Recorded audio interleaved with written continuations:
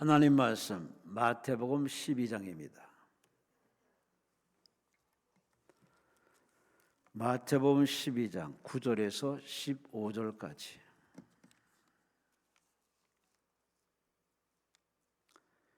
유원명 집사님, 이인선 집사님, 유재성의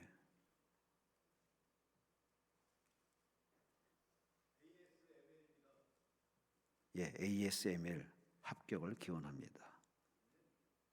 기적을 베풀어 주옵소서. ASML.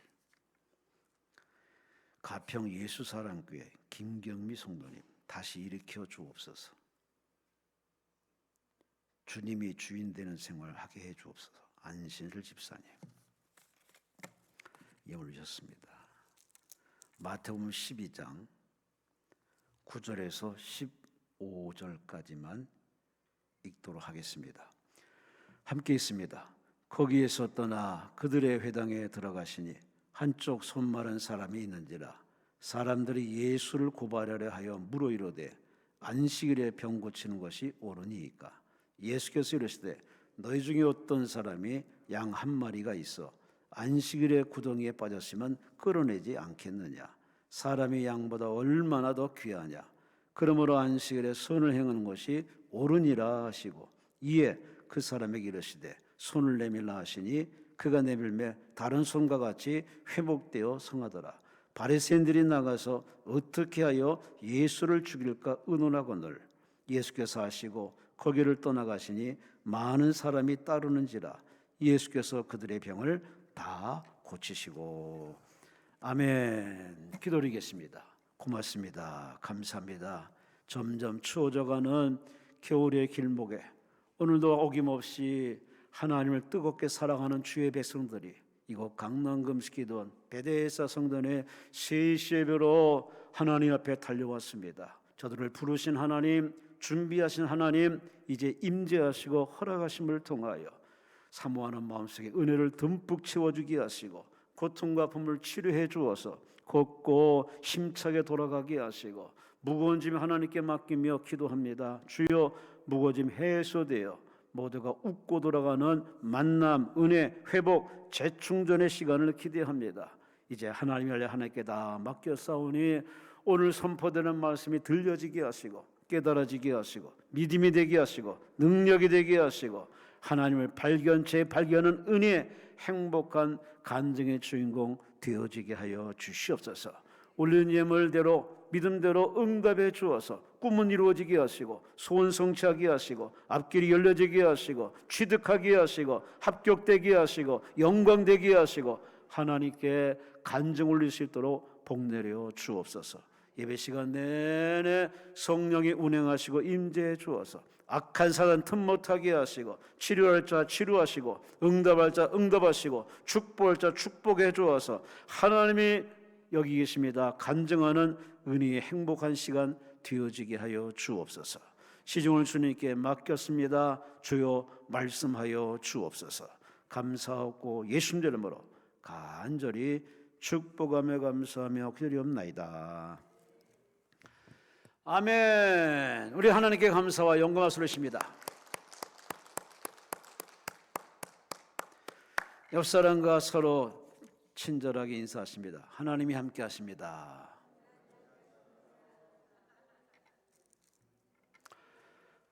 오늘 본문을 가지고 예수로 산다는 것은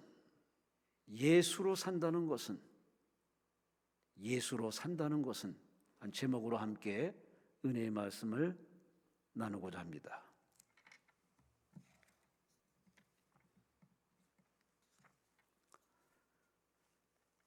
산다는 게 뭘까? 여러 가지 말들이 참 많습니다만은 시를 좋아하는 목사로서 시적으로 표현합니다. 우리나라 사람이 아니라 다나카와 슌타로라는 일본 사람이 쓴 시입니다. 제목은 산다는 것. 한번 들어보세요. 가깝고도 먼 나라 일본 사람이 말하는 산다는 게 뭘까? 산다는 건 지금 살고 있다는 것. 그것은 목이 마르다는 것. 나뭇잎 사이로 햇살이 눈부시다는 것. 문득 어떤 곡절을 떠올린다는 것, 재채기를 한다는 것, 당신과 손을 잡는다는 것, 울 수 있다는 것, 웃을 수 있다는 것, 화낼 수 있다는 것, 자유롭다는 것, 새가 날개짓 한다는 것, 바다는 아우성친다는 것, 달팽이는 기어간다는 것, 사람은 사랑한다는 것. 어떻게 공감이 가십니까?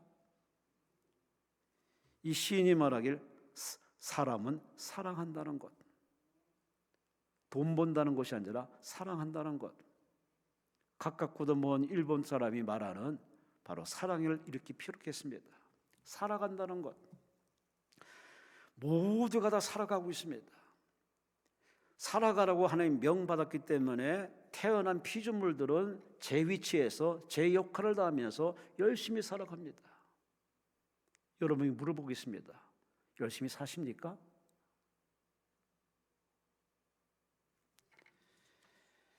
우린 다 열심히 살려고 아침에 일어나서 기도도 하고 또 하나님의 주신 은혜에 힘입어서 열심히 살려고 노력합니다. 하지만 저녁에 잠자리에 들 때 가만히 자기 삶을 돌아보면 뭔가가 만족이 되지 않습니다. 뭔가가 꽉 채워지지 못한 허술한 자기 인생을 발견합니다. 그렇게 인생 쭉 살다 보니까 인생 막판에 남는 건 한숨이 나오고 후회가 나오고 눈물이 그렁그렁합니다. 그 길이 쉽지만 않았다는 얘기겠죠. 김영민 씨가 쓴 인간으로 사는 일은 하나의 문제입니다라는 책에서 인생을 이렇게 피력합니다. 사상가 폴 비릴리오가 이렇게 말을 했답니다. 비행기의 발명은 추락의 발명입니다. 선박의 발명은 난파의 발명입니다. 역설적인 얘기입니다. 난파당하기 때문에 추락했기 때문에 비행기가 이렇게 오늘의 작품이 됐고 배가 되었다는 얘기. 참 멋진 이야기입니다. 비슷한 맥락으로 김영빈 씨는 이렇게 얘기합니다. 인생의 발명은 고단함의 발명이다. 고단함의 발명. 어떻게 받아들이십니까? 인생의 고단함의 발명이래요. 삶의 운행에서 고단함의 제거는 불가능합니다. 비행기나 선박의 운행에서 사고를 완전히 제거하는 것이 불가능하듯 삶의 운행에서도 고단함의 제거는 불가능합니다. 삶이 고단하다는 것은 상당 부분 반복이기도 합니다. 산다는 것은 고단함을 집요하게 견디는 일이기도 합니다. 참 감동적인 얘기입니다. 이 고단한 인생, 꾸준히 지속적으로 한움을 파고 정도를 걷고 끝까지 믿음을 가지고 확신을 가지고 정도를 걸어간 사람은 다 인생이 그렇게 아름답고 떠나갈 때는 모두가 박수받고 아쉬움 속에 떠나겠죠. 여러분 그렇게 사시는지, 그렇게 지금 살아가시는지. 최근에 저희 기도원에 교직원 중에 조경사가 있어가지고 그래서 찾아가 봤더니 참 젊은 나이에 갑자기 심정지가 다 세상을 떠났습니다. 참 나이 62세 짧은 나이에 갑작스럽게 심장이 멎어서 세상을 떠나버렸습니다. 자녀도 있는데 남편도 있는데 참 뭐라고 얘기하기도 참 그래서 기도해주고 왔습니다만은 참 인생이 참 고단함입니다. 수고하고 노력하고 애쓰고 참고 견뎠지만은 얻어진 건 떠남이고 사라짐이고 남는 건 점점 공허함이 참 많이 남습니다. 이 고독함, 이 고단함, 여러분은 지금 어느 수준에 계시는지. 신문 100세 시대 신문이 있습니다. 이 신문에 이런 기사가 나와 있더라고요. 문화란에 이런 얘기했습니다. 스타 연예인으로 사는 게 뭘까? 여러분 잘 나가는 연예인들 자기 취미 생활하면서 자기 장기 보여주면서 실컷 먹고 실컷 여행하면서 돈도 벌면서 인기도 이루는 스타 연예인. 그 스타 연예인들이 살아가는 인생을 이렇게 하나 콕 집어 얘기하는 기사의 이야기를 여러분 소개합니다. 이 기자는 이렇게 얘기합니다. 웩도독이라고 주식 용어를 씁니다. 이 웩도독이라는 얘기는 뭐냐? 꼬리가 개의 몸통을 흔든다는 의미. 개가 꼬랑지를 흔들면 몸통이 흔들흔들거리고 머리까지 흔들거리는 이 꼬리에 흔드는 것을 웩도독이라는 얘기인데, 한마디로 소수가 다수의 의견을 이끌어가는 사회 현상을 얘기합니다. 이게 이 주식 용어가 지금 스타들에게 아주 치명적으로 달라붙어서 소수의 사람이 그렇게 연예인들을 그렇게 무차별적으로, 물론 근거 있는 얘기도 있지만 때로는 뭐 아니면 말고 그런 식으로 이렇게 말을 툭 던지고 사건을 제시해서 연예인들에게 봉변당해가지고서, 그래서 상당히 피해를 보고 또 소송을 겪는 일을 참 뉴스에 많이 접합니다. 2024년도 언론 수용자 조사에 따르면은 일주일 동안 인터넷상의 뉴스와 댓글에 한 번쯤 본 사람, 댓글 올린 사람이 얼마나 됩니까라고 5천 명에 물어봤더니 거기에 답한 사람은 5%, 상당히 적은 사람만 바로 기사에 댓글을 달고 또 자기가 친히 그걸 봤다고 합니다. 반면에 댓글을 가끔 보거나 가끔 보는 사람은 34%, 매우 자주 더 자주 보는 사람이 22%, 거의 60%는 그냥 본다는 얘기입니다. 5%는 직접 댓글을 달고 자기 의사를 표시하는데 그 5%에 쓴 기사를 60%가 다 집중해보고 또 보니까는 그것이 하나의 웩도독, 꼬리가 몸통을 흔드는 현상이 돼가지고, 그 때문에 소수의 그러한 참 검증 안 되는 행동이 여론이 되고 사회 몰이가 되어서 수많은 사람이 원치 않는 걸 따라하기도 하고 그렇게 오해하기도 하고, 아 글쎄 그 사람 그랬더래, 그 말이 일파만파가 되어서 하루아침에 추락하는 연예인도 많고 심지어 인생을 떠나는 사람도 있습니다. 참 인생이 고달픈 겁니다. 높은 자리에 올라가도 고달프고 낮은 자리에 있으면서도 남 잘 되는 꼴을 못 보고 자기 삶을 긍정하지 못하고 부정하는 다수는 아니지만 그런 류의 사람들과 같이 어울려 사는 우리 사회, 과연 어떻게 대처할 것인가, 어떻게 대할 것인가, 그건 서양 사람들 얘기고요. 목사인 제 입장을 얘기해 보겠습니다. 성직자들은 과연 대한민국에서 어떻게 살아갈까? 예전에는 그래도 목사를 신뢰하고 강단의 메시지를 신뢰하고 교회를 신뢰하고 기독교를 신뢰하는 그런 때가 있었습니다. 하지만 지금은 그런 시대가 안 됐습니다. 최근에 MG 목사들이 담임 목사가 되어서 상당히 혼돈을 겪고 있습니다. 성도들도 혼돈하지만은 물려받은 목사도 서로 맞지 않아가서 서로 상충된 일로 교회가 시끌시끌한 경우를 상당히 많이 봅니다. 어느 신문에 이렇게 기사가 썼더라고요. 대한민국에서 성자로 산다는 게 무엇일까? 지금 조금도 후회함이 없으며 여전히 목회자됨을 자부하고 있으십니까? 라고 목회자들에게 올려 질문을 합니다. 지금 목회 환경이 매우나 너무 변해버린 여건 앞에서 대부분의 목회자들이 좌절하고 낙심하고 괴로워하고 있습니다. 그러면서 이 기자는 이렇게 콕 찍어 얘기합니다. 과연 목회자가 바라고 원했던 것이 하나님의 종으로 십자가를 지고 있는 것인가? 아니면 잘 나가는 중대형 교회의 목회자의 삶과 지위가 원하는 것인가? 괴로워하는, 힘들어하는 목회자들에게 이렇게 기자는 질문하고 있습니다.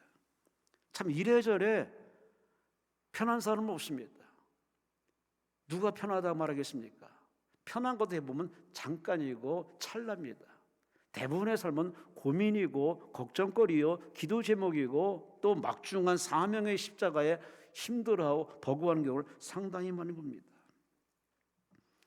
이렇게 앞서가는 사람, 보여지는 사람의 모습이 이 정도 삶이라면 그럼 일반인은 어떨까? 일반인도 마찬가지 아니겠습니까? 누가 인생이 수월하다고 편하다고 얘기했으면 이 자리에 과연 몇 명이 되겠습니까? 작가인 박완서 씨가 이렇게 책에서 얘기합니다. 사랑을 무게로 안 느끼게라는 책에서 이렇게 자기 인생을 살짝 피력합니다. 평범하게 사는 것, 보통으로 사는 게 여간 어려운 게 아닙니다. 자기 심정을 이렇게 마치 얘기하듯이 얘기합니다. 보통으로 사는 게 여간 힘든 게 아닙니다. 잘난 사람은 잘난 대로, 높은 사람은 높은 대로 삶의 고달픔이 있듯이 평범한 사람도 평범하게 사는 것이 이게 수월하지가 않습니다. 왜? 뉴스를 볼 때마다, 인터넷을 볼 때마다 그걸 곱게 보지 못하는 우리의 따가운 마음들이 있습니다. 흥분하고 화나고 열받고, 그래서 우리는 알게 모르게 뭔가에 저항하려는 이런 마음에 불을 지피고 있던 그런 모습들을 상당히 많이 봅니다. 근데 여러분 마음은 지금 편하십니까?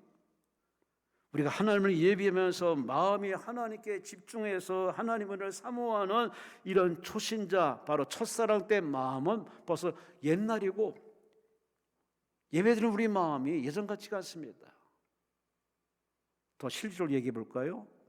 예배드린 여러분의 얼굴 보면은요, 어느 목사님 그렇게 얘기하더만 무섭다고. 그 모습이 괜한 소리가 아닙니다. 강대성 여러분 모습 볼 때마다 때로는 무서움이 들 때 있습니다. 말만 잘못해봐라, 꼰수만 걸려봐라, 뭐 이런 식의 표적을 짓는 건지, 아니면은 내가 지금 막단굴에 처했는데 날 가만둬, 내도 건드리지 마, 뭐 이런 건지, 마치 이 지구를 혼자 짊어진 것처럼 사람들이 힘들어하는 그 표정 볼 때마다 이 앞서 얘기한 얘기가 다 맞는 것 같습니다.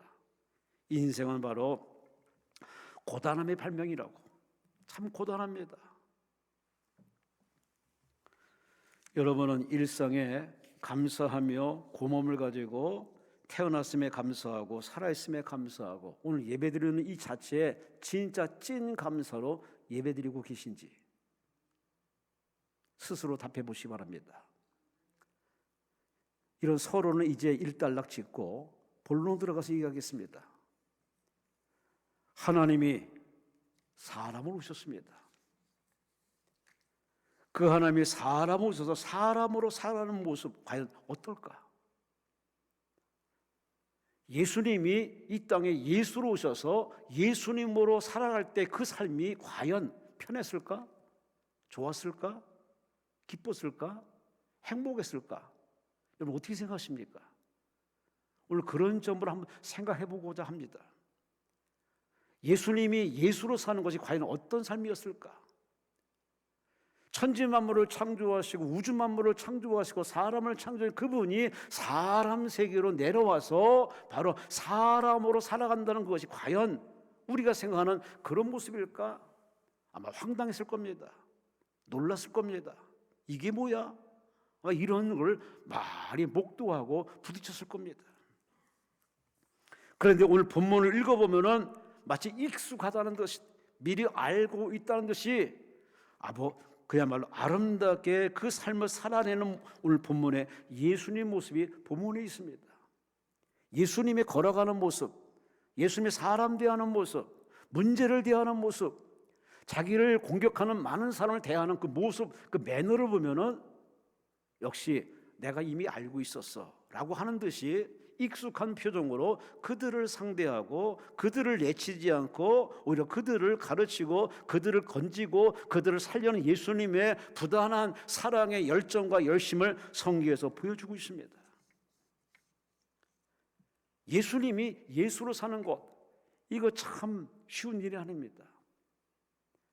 우리 그렇지 않습니까? 넓은 평소에 살다가 좁은 평소로 가면 상당히 마음도 위축됩니다. 높은 자리에 있다가 이제는 밀려나고 황태, 명태 이렇게 은퇴해가지고서 그야말로 이제는 이제 아무 짓기라도 좋다는 식으로 이제 갈 수밖에 없는 내몰린 상태 되면은 이거 참 처량하고 사람의 마음이 정말 뭐라고 형언할 수 없습니다. 이게 사람의 본심인데 하나님께서 사람으로 오셔서 사람의 길을 걸을 때 그 마음 과연 어떤 마음이었을까? 오늘 본문의 9절 말씀에 예수께서 회당에 들어가십니다. 회당은 바로 모든 문제가 탄생하는 곳이고 모든 사건이 일어나는 곳이고 소위 말해 인간들의 쓰레기를 양산하는 곳이라 해도 과언이 할 정도로 문제의 장소, 바로 회당에 예수님께서 오늘 본문에 보니 찾아가십니다.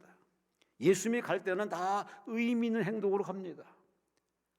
의미 없이 뜻도 없이 그냥 만나고 그냥 거기에 그렇게 사람들에게, 제자들에게 지시한 적이 없습니다. 거기에 갈 만한 이유가 있고, 가르침의 이유가 있고, 만날 사람이 있고, 하나님의 하실 일이 있음을 성경 우리에게 들려줍니다. 그 예수께서 지금 회당에 찾아갔습니다. 그 회당에 가보니 바리새인들이 있습니다.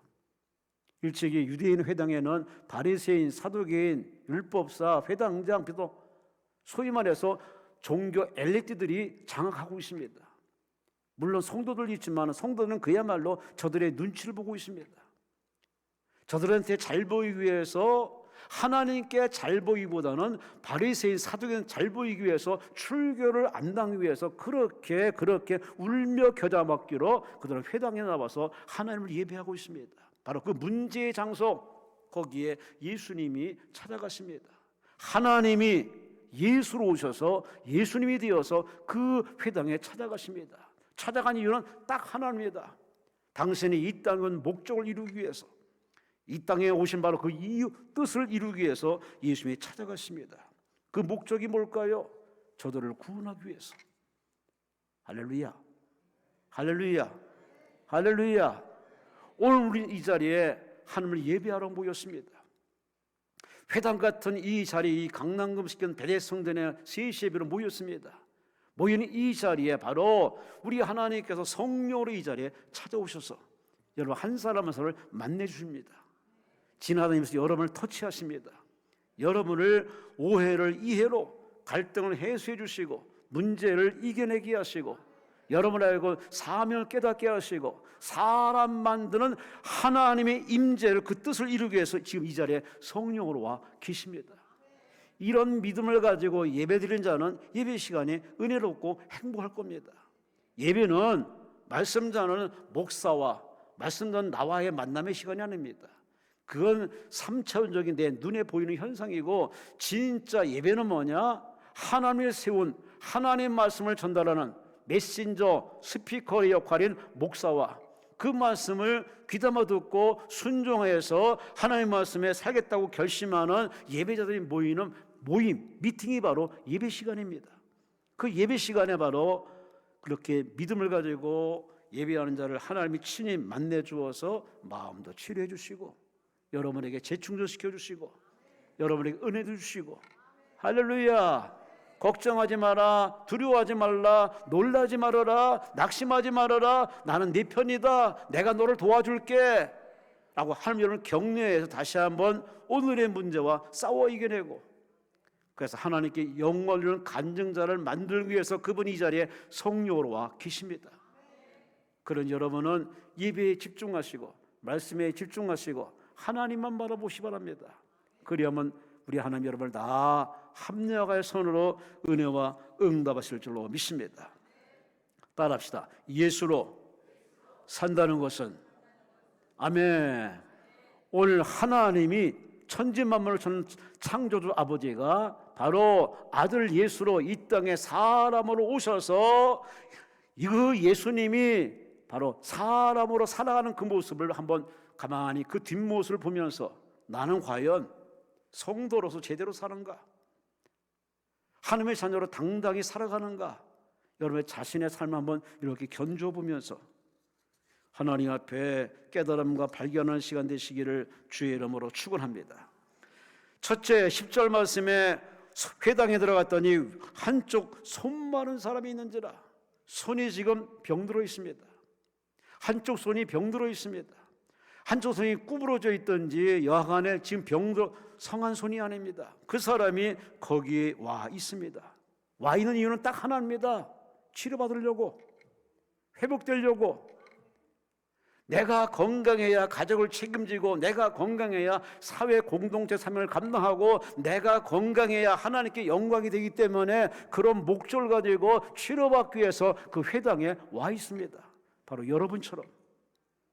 그런데 그는 여전히 손이 말라 있습니다. 손이 병들어 있습니다. 치유가 되지 않습니다. 오히려 갈수록 그 손이 지금 체념, 포기 직전에 다다랐습니다. 이것이 오늘 본문에 보여지는 우리의 첫 번째 모습이지만 그건 우리가 보여지는 모습이고 실제 그의 마음속으로 들어가면은 회당에 나와 있는 이 환자의 마음은 그런 마음이 아닐 겁니다. 여러분의 신은 그 정도까지 들어가야 됩니다. 보이는 것이 전부가 아니라 이 회당에 나와 있는 이 예배드리는 이 사람의 마음은 어떤 마음일까? 저는 그 마음이 어떤 마음일까 찾아보다가 안산제일교회 고흥 목사님이 쓴 시집에 있는 그 시를 보고서 바로 이런 마음이겠구나. 그 고흥 목사님이 남긴 시집에 이런 시 내용이 있습니다. 제목은 생존 고백. 들어보세요. 걸으면 산다. 두 다리가 산다. 내가 살면 나의 모든 것이 산다. 그리고 나에게 두 다리가 걷는 것보다 더 소중한 것은 날마다 주 앞에 무릎을 꿇는 경건이다. 이게 고흥 목사님의 목회의 바로 생전 바로 고백이었음을 시에서 노래하는데 아마 이 사람도 자기 손이 지금 병들어 있지만은 사랑구실 못하지만은 살겠다는 치료받겠다는 그 일념으로 하나님과 만남을 기대하고 왔는데 그는 병이 낫고 안 낫고는 떠나서 그는 하나님께 무릎 꿇고 예배하는 경건한 모습을 오늘 본문에 보여주고 있습니다.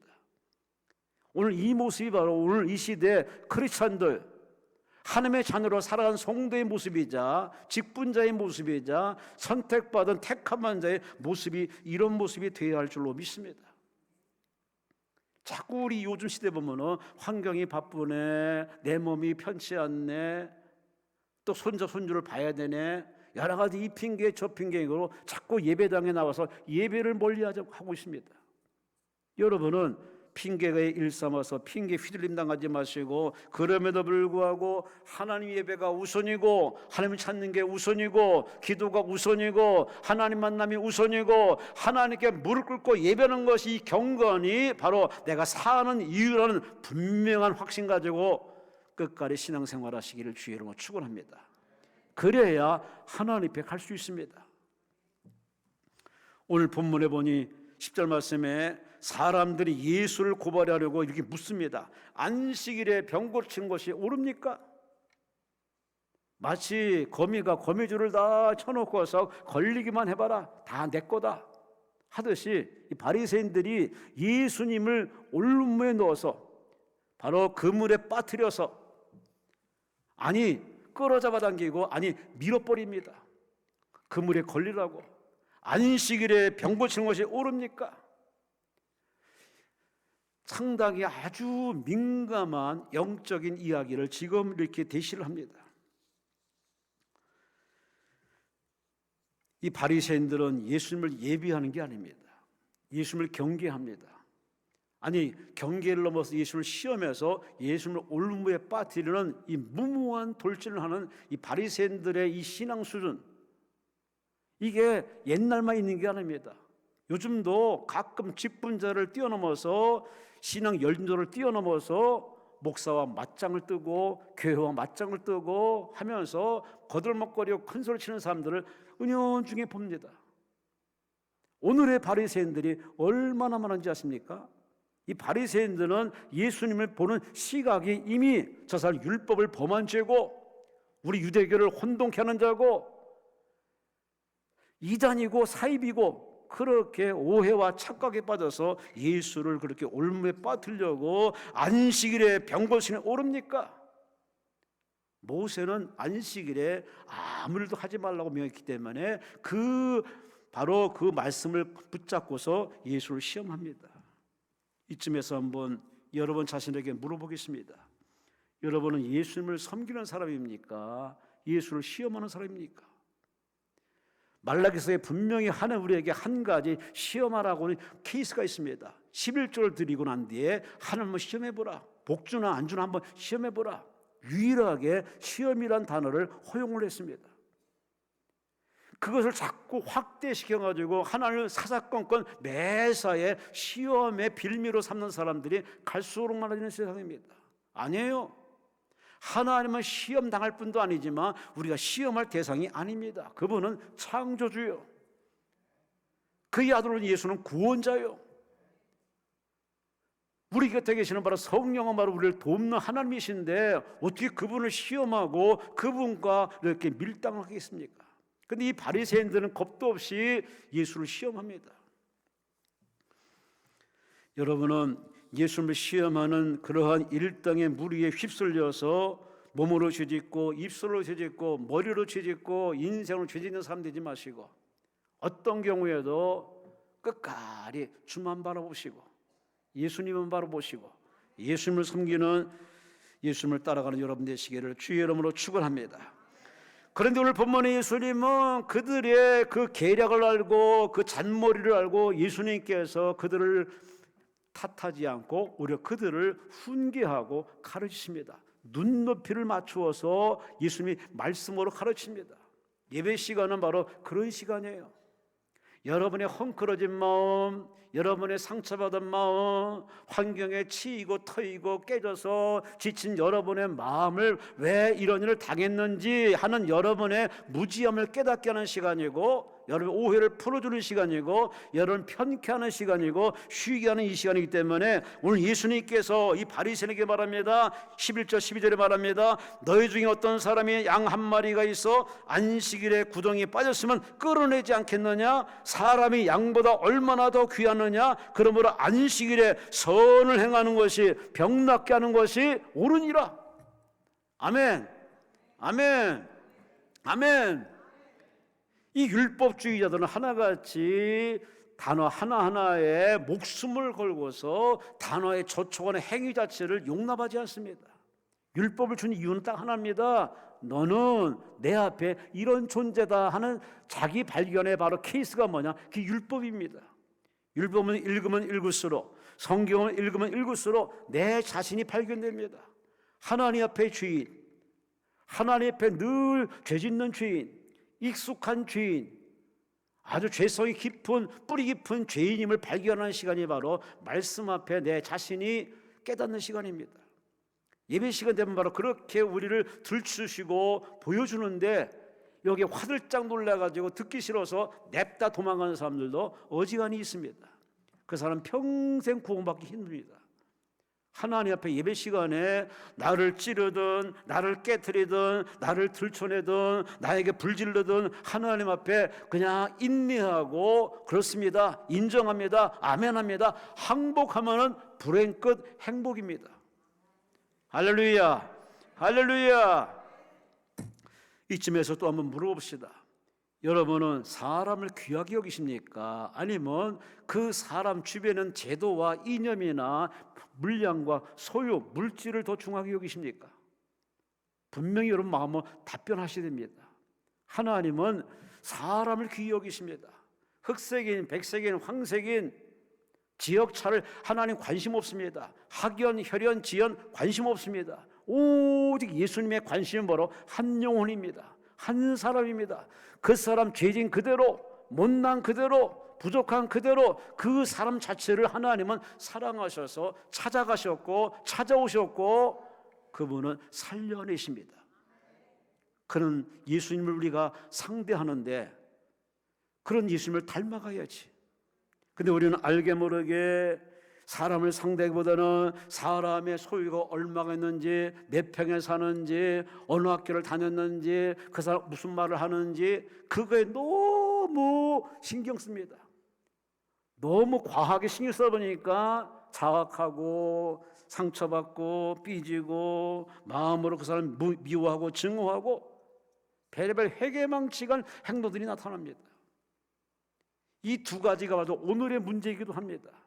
사람으로 보는 게 지극히 정상이고 당연한 건데 우린 갈수록 배울수록 나이 들수록 살아갈수록 사람을 사람으로 보지 않고 괴물로 보고 아예 태어나지 말았으면 하는 그렇게 아주 이상한 논조로 바라보기도 합니다.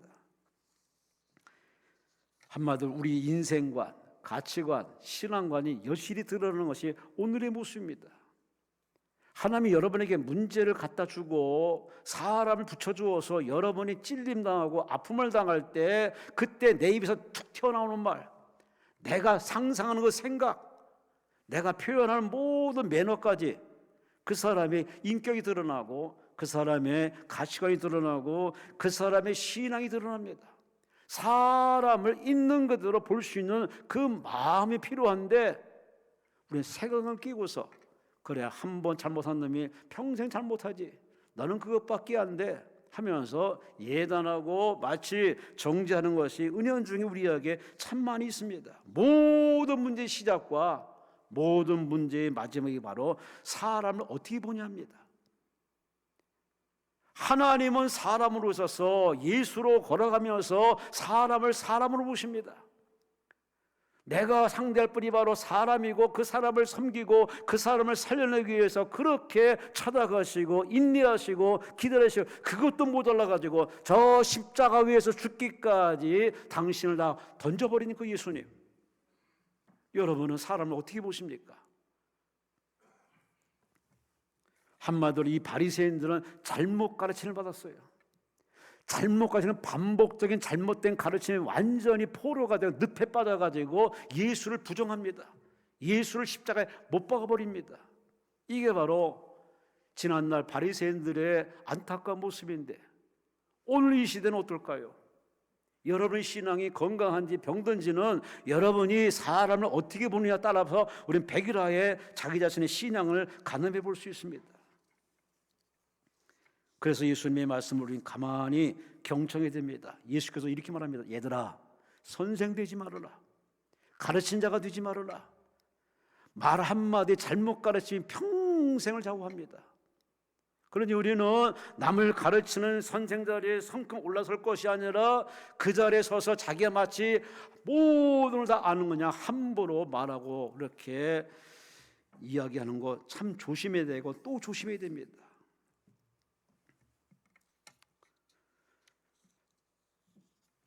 우리는 이 시대에 학교에서 가정에서 그리고 사회에서 바른 교육 바른 가르침이 있는가 하는 것까지 가만히 생각해보면 참 걱정스러운 면도 없지 않아 있습니다.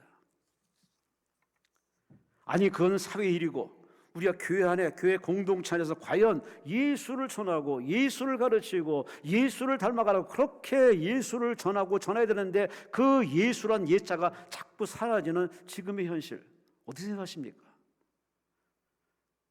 이제는 이제 십자가 자꾸 사라집니다. 이제는 가끔 조명으로 비치기도 하고 그렇게 자꾸 기독교의 모습이 옛날 모습을 자꾸 잃어버리는 경우가 많습니다. 과연 성도들이 끝과 아래 신앙에 존속할 수 있을까?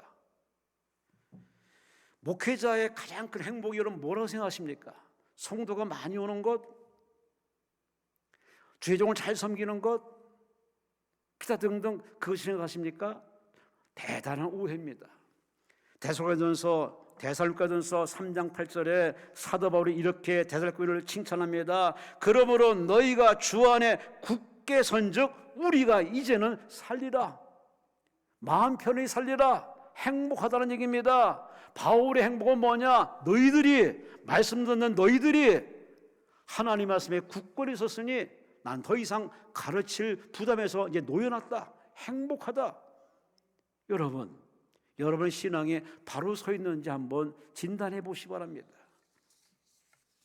남을 비판하고 비난하고 이렇게 함부로 얘기할 때가 아닙니다. 왜냐? 천국은 내가 가고 못 가고의 문제입니다. 옆 사람의 문제가 아닙니다. 교회의 문제가 아닙니다. 내가 하나님 만나면 천국 갈 것이고 예수 믿으면 구원받을 것이고 예수님과 소통하면 동행하면 천국 갈 것이고 하나님과 나와의 문제지 옆 사람의 문제는 아닙니다. 여러분의 신앙이 늘 주 안에서 싱싱하고 건강하고 튼실해서 주 안에 굳건히 서 있으시기를 주의 이름으로 축원합니다. 예수로 사는 것 이 쉬운 일이 아닙니다. 두 번째, 오늘 13절 말씀에 보니 이에 그 사람에게 이르되 손을 내밀라 하시니 그가 손을 내밀매 다른 손같이 회복되어 성하더라. 따라합시다. 회복되어 성하더라. 아멘. 아멘. 손을 내밀라. 손을 내밀어 순종했더니 금방 손이 회복되어서 손이 쫙 펴져가지고 오른손과 왼손이 똑같아졌습니다. 이것이 바로 예배고 이것이 바로 진정한 믿음이고 이것이 순종이고 이것이 복음이고 이것이 하나님 나라임을 성경이 증언하고 있습니다. 또 노골적으로 얘기할까요? 예배 후에 내가 변화되지 않고 성장되지 않고 기뻐하지 않고 감사하지 않고 그냥 거꾸로 나가는 사람은 예배는 실패입니다. 하나님께 맞는 게 아닙니다. 그냥 일방적으로 드린 겁니다. 왜? 오늘 본문이 그걸 증언하고 있습니다.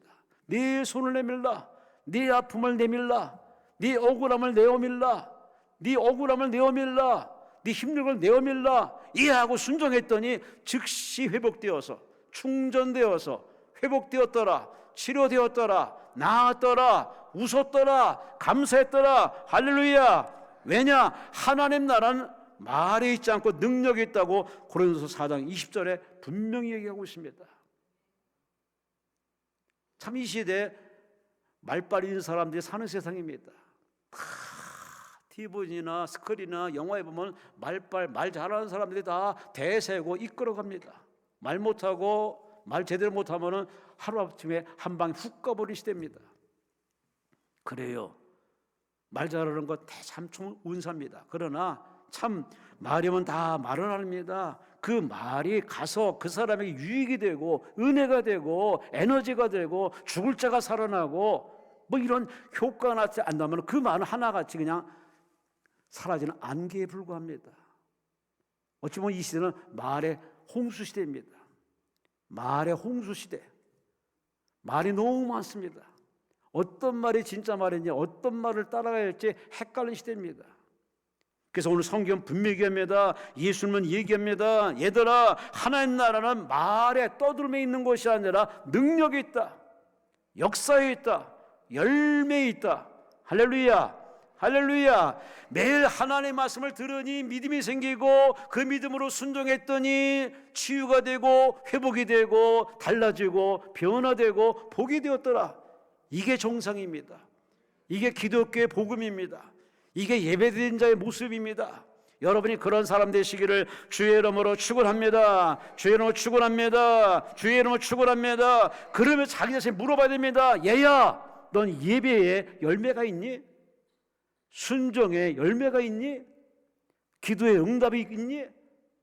성전 떠나기 전에 한번 자기 자신에게 정확히 진단할 필요성이 있습니다. 왜? 계속 이렇게 유야무야 살아가면 과연 천당이나 갈런지 상당히 고민되는, 그 목동 능력교 이동성 목사님이 아주 강조해서 본인이 이렇게 얘기를 하더라고요. 단언하지만 이런 사람은 천국 못 갑니다. 천국 간 사람은 갈수록 지을 겁니다 라는 그 말을 심하게 얘기할 때 제가 저기 앉다가 상당히 충격을 받았습니다.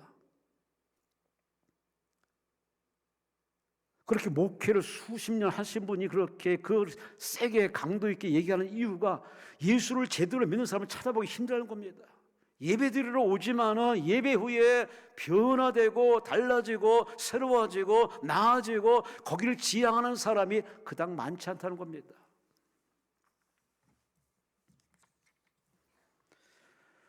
제가 오늘 설교 중에 고흥 목사님의 시를 많이 인용할 겁니다.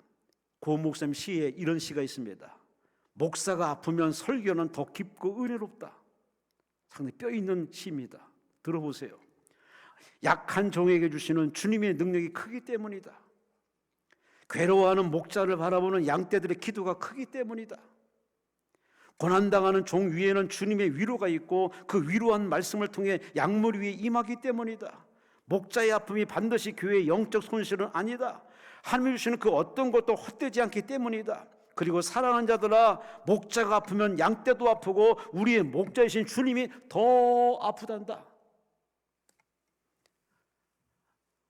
목자가 아파야 설교가 은혜롭다는 이 목사님의 아주 정말 진짜 찐한 시를 읽으면서 제가 마음에 찔끔 따끔하게 주사를 맞았습니다. 그래서 목사들은 이래저래 산전수전 참 외로움 고독한 길을 많이 억울함도 당하고 기가 막힌 일도 많이 겪는 겁니다. 아픔을 겪어야, 아파봐야 그래 여러 사람을 이해하고 그 말 툭툭 던지는 말도 쉽사리 던지지 않고 정말 겪고 생각하고 함축된 말을 전하다 보니까 당연히 마을에 감동과 울림이 있는 거 아니겠습니까? 예수님 바로 이 땅에 사람의 길을 걸어가면서, 예수로 걸어가면서 바리새인 사두개인 그들의 그런 립서비드한 그런 기도와 설교를 하지 않습니다. 친히 그들의 마음을 울립니다. 그들의 심령을 뒤집어 놓습니다. 아니, 그들의 부족함을 채워주십니다.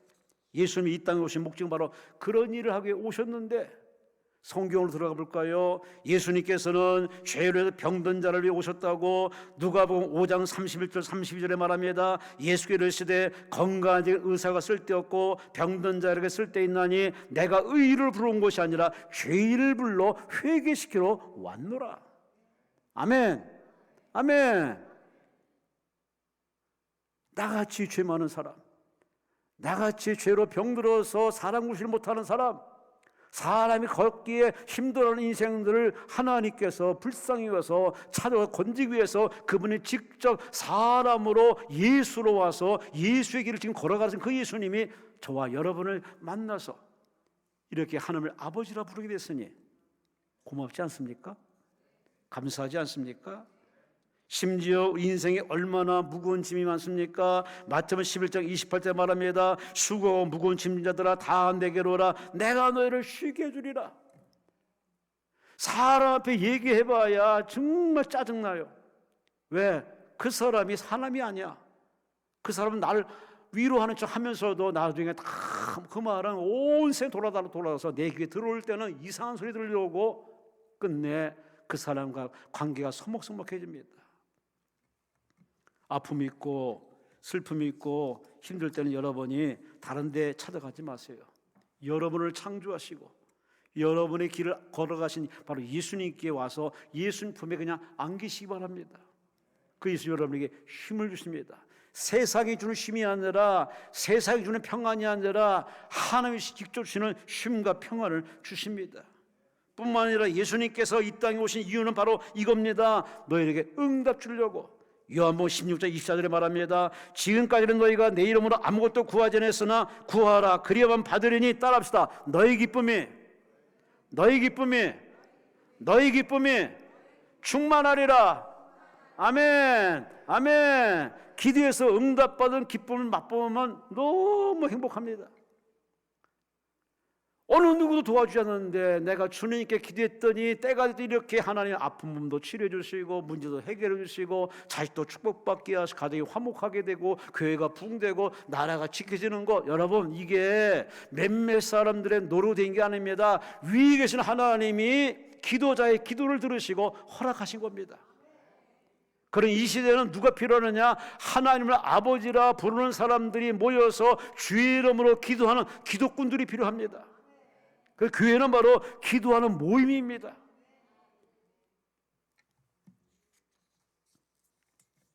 솔직히 성경 읽다 보면은 예수님을 찾아온 사람들이 빈소로 돌아간 예가 없습니다. 근데 빈소로 돌아간 예는 딱 하나입니다. 바로 예수를 인정하지 않는 사람, 예수 말씀을 순종하지 않는 사람, 그런 사람 다 빈소로 돌아갔습니다. 오늘 본문 15절 말씀 보세요. 많은 사람이 따르는지라 예수께서 그들의 병을 다 고쳐주시고. 할렐루야, 할렐루야. 믿음이 얼마나 있느냐, 성경책을 얼마나 읽었느냐, 연수가 얼마나 중요하지 않아요. 누구든지 그 예수님께 사모하는 마음으로 와서 기도하고 간구하고 주님께 맡기면은 오늘 본문에 말합니다. 다 고쳐주시니라. 아멘, 아멘. 내가 고침받지 못하는 것은 기도하지 않아서 그래요. 믿지 않아서 그래요. 순종하지 않아서 그래요. 원인을 하나님께 돌리지 마세요. 다 내 탓입니다. 너희가 받지 못하면 구하지 않으며 구해도 받지 못하면 잘못 구합니다. 우리 모두 천국 갈 때까지 기도해야 풀리고 열리는 것이 우리의 삶입니다.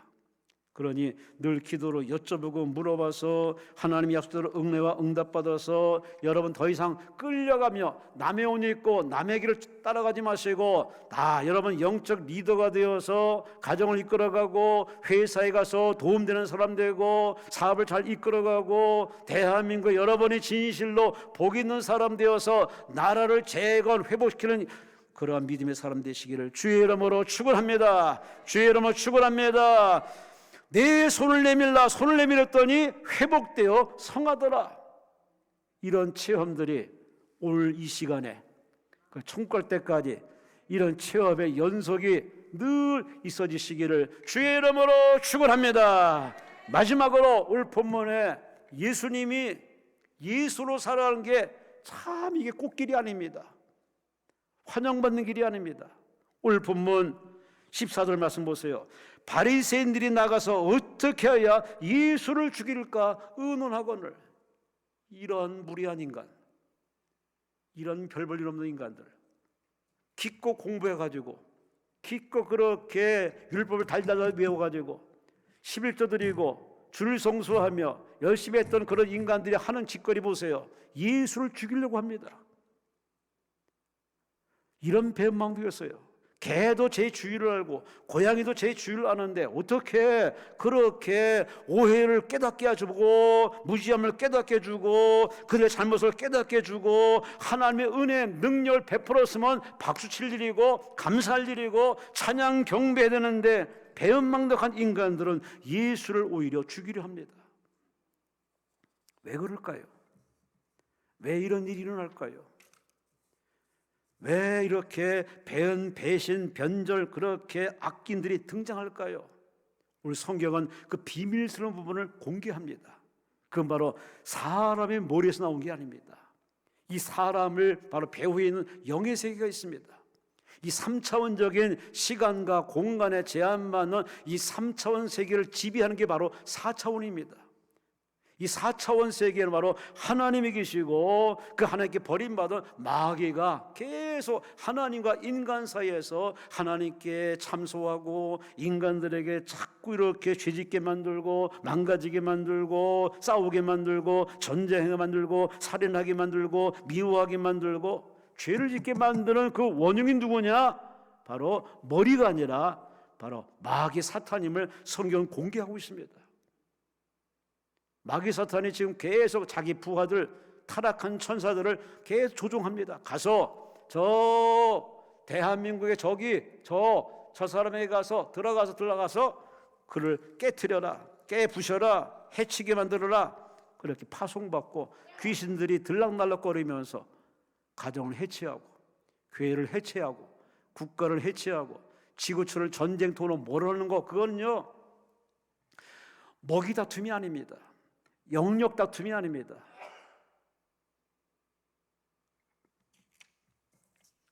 요한복음 13장 2절 말씀에 마귀가 벌써 시몬의 아들 가룟 유다의 마음에 예수를 팔려는 생각을 넣었더라.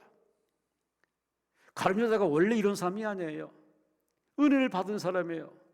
은혜를 받아서 그 체험이 있기 때문에 예수를 따랐습니다. 예수를 따르다 보니 그의 잘하는 셈을 잘하고 산술에 뛰어나고 머리가 좋기 때문에 그에게 회개를 맡겼습니다.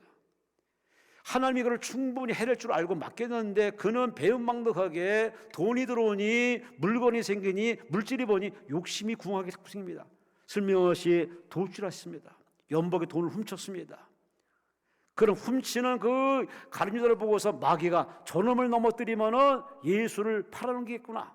그래서 가룟 유다 마음속에 예수 팔 생각을 집어넣어줬습니다. 그 생각이 쑥 들어오자마자 어느 날 쑥 들어오자마자 그 예수님을 이제 팔기 위해 흥정하는 모습이 나타납니다. 저도 한때 신학교 공부하다가 공부하러 버스를 탔는데 버스에서 버스 손잡이를 잡고 이렇게 창밖을 바라보는데 갑자기 어떤 생각이 쑥 들어와서 말합니다. 진성아, 너 어디 가냐? 공부하러 가지? 어디? 신학 공부하러 가지? 그랬더니 저한테 질문했던 그 녀석이 저한테 말합니다. 바깥을 보라. 뭐 보고 있잖아. 저 사람 뭐 하는데? 돈 벌러 다니지. 정신 차려 인간아, 너도 돈 벌어야지. 어디 가서 뭐 하느냐면서 갑자기 그 악한 생각이 쑥 들어와서 공부하고 신학 공부하고 주일 하겠다는 제 마음을 막 흔들기 시작합니다. 순간적으로 흔들려 버렸습니다. 별 수 없는 인간이에요. 이 흔들림은요 목회 내내 끊임없이 마귀는 계속 집중으로 공격합니다.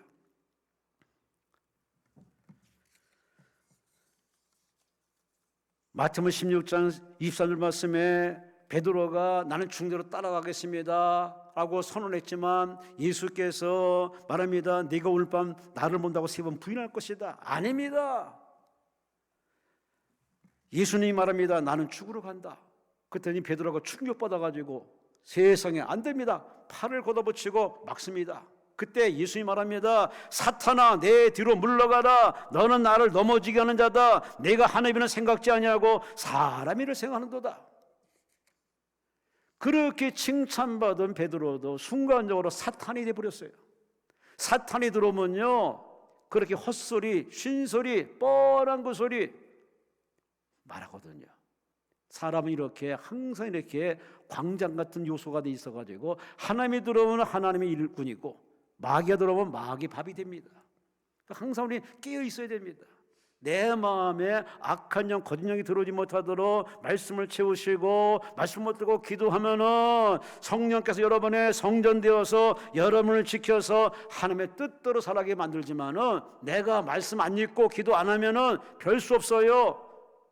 사울왕처럼 말씀을 순종 안 합니다. 가룟유다처럼 예수를 팔아넘깁니다. 이런 일은 앞으로도 주의 바로 강림할 때까지 계속 이 땅에서 일어날 일입니다. 그리고 여러분은 섰다 생각하지 마시고 우리는 다 불완전한 존재이고 하나님의 케어 없이는 살 수 없는 존재임을 깨닫는다면 여러분은 끝까지 주님을 꽉 붙드시고 예수님이 경고합니다. 얘들아 사탄이 공격하니 깨어 기도하라. 시험을 전에 깨어 기도하라고 그렇게 누누이 얘기하는데 우리는 참 어지간히 앉았습니다. 일찍이 이 경험을 했던 시몬 베드로가 베드로전서 5장 8절에 말합니다. 옛날에 예수님이 개성에서 기도할 때 그는 잠들었거든요. 그때 그 경험이 생각나서 베드로전서 5장 8절에 고백합니다. 근신하라 깨어라 너희 대적 마귀가 우는 사자같이 두루다니며 삼킬 자를 찾는다. 마귀는요 세상 사람은 놔둡니다. 왜? 이 밥이니까. 문제는 세상에서 건재고 구원받은 바로 여러분입니다. 하나님을 믿는 여러분들을 집중 공격합니다. 여러분들이 틈새 보이고 게을르고 한눈 팔고 자꾸 오해하고 삐딱선을 타면 계속 여러분을 집중 공격합니다. 넘어지고 자빠지고 오해하고 미워하고 증오하고 마음으로 칼가게 만들고 하나님 없다고 부정하는 네 죄는 목사 자식이지만 그런 하나님이 없다고 그런 망발까지 하고 책을 쓰고 꼴깍 세상을 떠났습니다. 이게 남일이 아닙니다. 우리는 내 자신이 신이 아니고 신의 하나님께 지음받은 창조물이기 때문에 하나님이 여러분을 돌봐주셔야 돼요. 아멘, 아멘, 아멘. 육덩어리야 밥을 먹어야 살지만 우리 영과 혼은 하나님을 가까이해서 말씀을 들어야 되고 말씀을 먹어야 되고 그 말씀을 묵상해야 되고 그 말씀을 순종하면 그것이 에너지가 되고 영역이 돼가지고 내 삶을 이끌어갑니다. 바로 신앙의 정도를 걸어가는 거죠. 물어봅시다. 여러분은 지금 함께 하신 주님을 계속 믿고 그분과 상의하며 그분을 따라가십니까? 아니면 여러분의 생각대로 계속 하나님의 말씀을 부정하면서 자기 멋대로 자기 식으로 풀려고 그렇게 부진작 애를 쓰고 계십니까? 어리석은 인생입니다. 하나님께는 가타구타 덧붙일 것도 없고 뺄 것도 없습니다. 하나님의 말씀이 사랑하라면 사랑하는 것이고 용서하라면 용서하는 것이고 순종하라면 순종하는 것이고 맡기라면 맡기는 겁니다. 그것만이 우리가 할 수 있는 최선의 모습입니다. 근데 우리는 알게 모르게 자꾸 자기 감정을 섞어요. 자기 좁디좁은 식견을 섞어가지고 하나님의 말씀을 멋대로 해석해버립니다. 이것이 바로 하나님 앞에 바로 바리새인의 모습이기도 합니다. 마태복음 16장 24절 말씀에 예수님께서 자기를 따르는 제자들에게 이렇게 합니다. 얘들아 너희들이 나를 따라오려는 첫째 자신을 부정하고 둘째 내가 주는 십자가를 지고 셋째 나를 따라오너라. 할렐루야, 할렐루야. 참 부담되고 읽기 참 부담되는 얘기입니다. 예수를 믿고 예수를 따라가는 거 그냥 생각 없이 목적 없이 개념 없이 믿음 없이 따라가는 게 아닙니다. 자기를 부정하래. 나는 아무것도 아닙니다. 나는 피조물입니다. 나는 흙덩어리입니다. 나는 죄인입니다. 나는 당신 없이 살 수 없습니다. 나는 자기를 부정하고, 그리고 주님이 여러분, 다른 사람이 하지 못하는 여러분의 사명의 미션에 십자가가 있어요. 그건 다 다릅니다. 내가 주는 너의 십자가가 있으니 그 십자가를 지고 사람 따라가지 말고 목사 따라가지 말고 주님 따라가고 주님을 따라가라고 예수님이 신신당부합니다. 여러분 누구 따라가십니까? 누구 따라가십니까? 누구 생각으로 사십니까? 누구와 인생을 논하십니까? 사실 예수님 따라가면은 좋은 일 기쁜 일이 많아요. 저는 예수 믿고서 너무 행복했습니다. 마치 구름 위를 걷듯이 너무 사는 게 행복하고 숨 쉬는 게 행복하고 먹는 게 행복하고 못 먹어도 감사하고 잠을 못 자고 피곤하다고 너무 행복했습니다. 왜? 예수님이 나를 사랑하시니까. 그런데 그 예수님이 성경이 이렇게 우리에게 참 놀라운 바로 주님을 따라가는 자의 비밀스러운 세계를 이렇게 소개해 줍니다. 로마서 8장 17절 말씀에 자녀이면 또한 상속자요 하나님의 상속자요 그리스도와 함께 상속자니 우리가 그와 함께 영광을 얻기 위하여 고난도 함께 받아야 할 것이니라. 봐요, 아멘을 두 사람만 하네. 영광은 좋아해, 응답은 좋아해, 축복은 좋아해, 형통은 좋아해. 그런데 고난받으라, 고난받으라, 양보하라, 희생하라, 용서하라, 정말 아주 그냥 고개 설레설레 흔들면서 싫어합니다. 그런데 여러분, 싫어하는 건 자유지만은 그런다고 해서 하나님의 원칙이 바뀌지 않습니다. 하나님 바꿀 수 없는 원칙이 있습니다. 심은 대로 거두리라, 행한 대로 갚으리라, 믿음대로 되리라. 하나님 말씀을 보태지도 말고 빼지도 말고 말씀 그대로 믿으라고 우리에게 아무리 얘기해도 우리는 이상하게 죄성이 있어서 그런지 몰라도 자꾸 삐딱하게 생각하고 비스듬히 생각하고 그런 잔깨 부려봐야 내 몸은 망가집니다. 인생만 날아갑니다. 그런들 축복은 없습니다.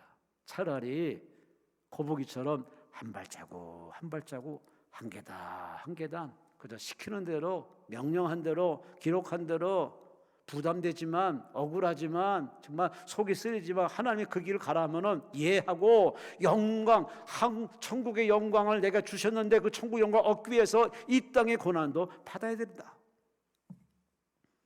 예수님이 걸어간 길은 한마디로 영광의 길이 아니라 고난받는 길이었습니다. 그 고난의 길을 잘 통과했더니 바로 부활의 영광으로, 하나님보다 우편의 영광으로, 할렐루야, 할렐루야, 회복된 그 예수님의 영광이도 마찬가지입니다. 우리는 영광이 있습니다. 영생의 영광이 있습니다. 상급의 영광이 있습니다. 그러나 그걸 받기 전에 얘들아, 이 땅에서 나를 따라오면, 나를 믿으면 너는 고난을 받아야 된다. 제가 처음 예수 믿고 나서 저희 친구들이 야, 너 교회 다닌다며, 정신 차려 인간아, 거기가 한 번 들어가면 못 빠져나와. 오만 가지 말 하면서 그냥 협박을 하고 별의별 말을 해가지고 참 처음으로 예수 믿어서 행복한 이 기쁨을 그 낱낱이 난도질하고 막 마치 바늘로 찌르고 막 옆구리 차고 그랬는데 참 힘들었습니다. 그러나 그럼에도 불구하고 성전을 떠나지 않고 예배를 즐거이 출석하며 나름대로 섬김의 일을 쭉 했더니 하나님이 그 과정을 겪으면서 은사체험도 하고 응답도 받게 되고 신앙의 한 단계 올라서기도 하고 그렇게 하다 보니 이 강대상에 서 있습니다. 이 자리에 올라오기까지 그냥 올라온 길이 아닙니다. 나름대로 여러분도 마찬가지겠지만 다 여러분이 걸어갈 길이 있고 거쳐갈 길이 있고 만날 문제가 있고 그걸 통과해야만, 극복해야만, 돌파해야만, 이겨내야만 하나님께 영광이 됩니다. 마지막으로 고은 목사님의 시 낭송하고서 말씀을 끝내보려고 합니다. 제목은 하나님의 사람아, 기도로 싸워 이겨라. 그리고 당신을 보라. 당신은 기도가 돼 있으리라. 용서로 미움을 이겨라. 그리고 당신 얼굴을 보라. 당신은 사랑이 돼 있으리라. 우는 자 곁에서 눈물이 되고 기뻐한 자 곁에서 웃음이 되라. 그리고 하늘을 보라. 당신은 주님의 사람이 돼 있으리라. 뼈가 부서져도 주님을 놓지 말라. 그리고 당신을 보라. 당신은 하나님도 이긴 승리자가 돼 있으리라. 할렐루야. 참 멋지십니다. 정말 아름다우십니다. 그렇게 살다 가신 고은 목사님의 그 모습을 가만히 생각해 보면은 참 배울 점이 상당히 많이 있습니다. 여러분, 우리 인생 정말 코로나 때 정말 힘들었지만 잘 견뎌냈고, 우리는 지금 계속 순항 중에 있지만은 앞으로 마귀노 이 말세지 말이기 때문에 어떤 방법으로든 우리를 넘어지고 자빠지고 실족해 교회를 떠나게 만들고 예수 못 믿게 극렬하게 핍박할 겁니다. 여러분, 이건 본인만 겪는 게 아닙니다.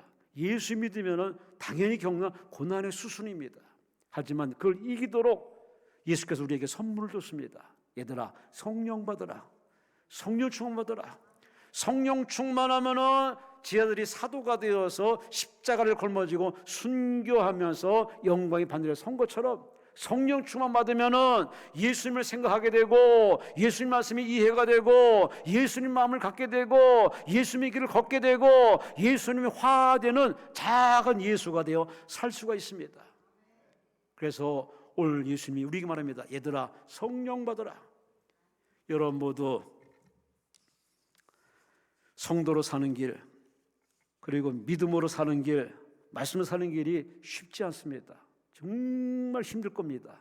그렇지만 이거는 본인만이 이기는 갈등은 아닙니다. 이 갈등에 괴로움이 있습니까? 그만큼 여러분 신앙이 성장한 결과고, 그 신앙을 더 날개를 달아서 수월하게 그 신앙을 넘기 위해서는 여러분에게 필요한 건 바로 보혜사 성령이십니다. 성령의 도움받아서 목사가 목사답게, 전사가 전사답게, 장로가 장로답게, 권사가 권사답게, 부모가 부모답게, 학생이 학생답게, 직장인이 직장인답게, 주의 자녀가 주의 자녀답게 예수님이 예수로 살아낸 것처럼 저와 여러분도 다 예수를 믿고 따르는 자가 다 예수의 마음이 가져서 작은 예수가 되어서 우리 하나님께 영광이 돌리는 멋진 승리자의 인생 살아가시기를 주의 이름으로 축원합니다. 주의 이름으로 축원합니다. 주의 이름으로 축원합니다. 주여, 삼차만 통솔로 기도합니다. 주여, 주여, 주여.